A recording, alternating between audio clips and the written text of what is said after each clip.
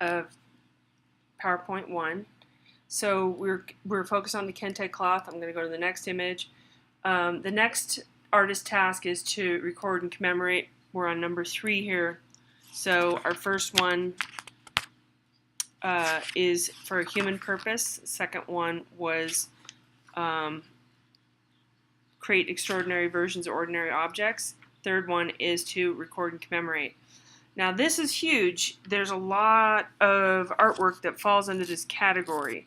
This particular example that we have here, Jahangir receives a cup from Kusaru in Manohar. This is one of the Mughal miniatures. This is tiny, so it's 6 inches by 8 inches tall by 6 inches wide, smaller than half a piece of paper basically.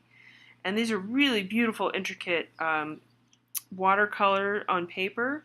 They're really gorgeous, but you really have to get a magnifying glass to see all the detail if you were to see this in person.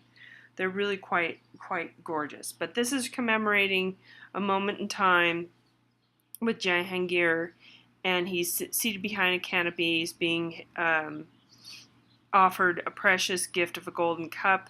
Moment of reconciliation between the father, who is sitting here a little bit taller, notice the head is higher, and the son. Okay, so that's a historic moment.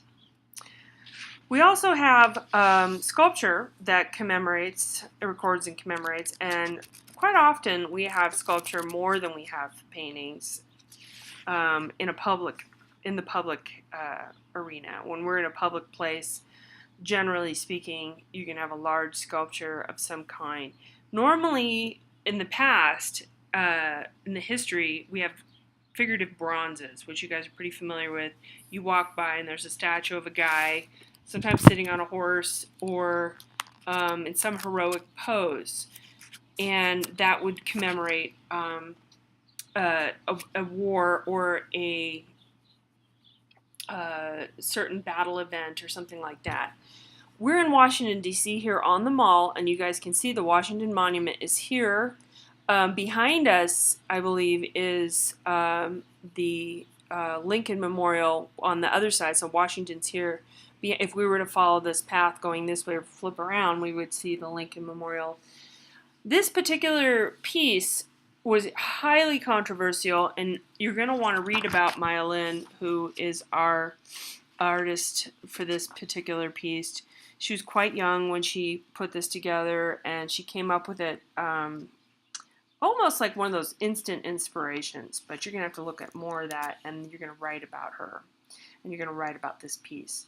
One of the things that's really remarkable is if you can see how people are walking from one end or even over it. They're walking from above it. You can walk above this. And then as you get into the piece, you interact with it, it gets taller than you. Okay, so at this point, right in here, you can kind of see that's about 6 feet high. And then as you get into the middle of it, it's quite high. It doesn't give us dimension right here for some really strange reason. But at any rate, it's probably 15, 18 feet high. What you're seeing on here, some of you guys may have actually seen this or heard of it before, but this has names. You can kind of see it right here. There's a list of names. Now, what she did was she listed the names in order of when they died, and then she etched it onto black granite. And it's highly reflective, so when you come up to the piece, when the viewer comes up to the piece, that's usually how you refer to a person interacting with art, as the viewer. Like particularly this guy in this khaki or green jacket with a hat on, he or she, I can't really tell, is looking for a name. So if you knew the date when a particular person died, if you're treating this like a visit to a grave site, which some people do, and it's very personal for them, they can look up the name and find it there, and they can put some kind of a note, or as you can see, there's a lot of flowers and flags and different things here. You can interact with it that way. It also engages you. Your face is reflected in the black granite. So when you go to write about this piece, I'm really hoping you understand some of the things I just said, what the book's saying, and write about those things and describe the experience. And I'm also going to ask you later on about how an abstract piece such as this engages the viewer versus perhaps something that's more figurative and this sort of a thing where it's really telling you all the details, okay? Because we really want to talk about in this course the difference between representational work, which you're looking at right here, and abstraction. And there's some good arguments on both sides for why an artist would or would not use those, okay? All right, so we're going to go on to the next one, which is give tangible form to the unknown. This is a sculpture of Shiva, and some cultures kind of think about, or definitely think about, their gods and goddesses and saints and so on as living, breathing entities or entities that you can see. Some do not. When we're dealing with Hinduism, which is a depiction, Shiva is within the Hindu canon.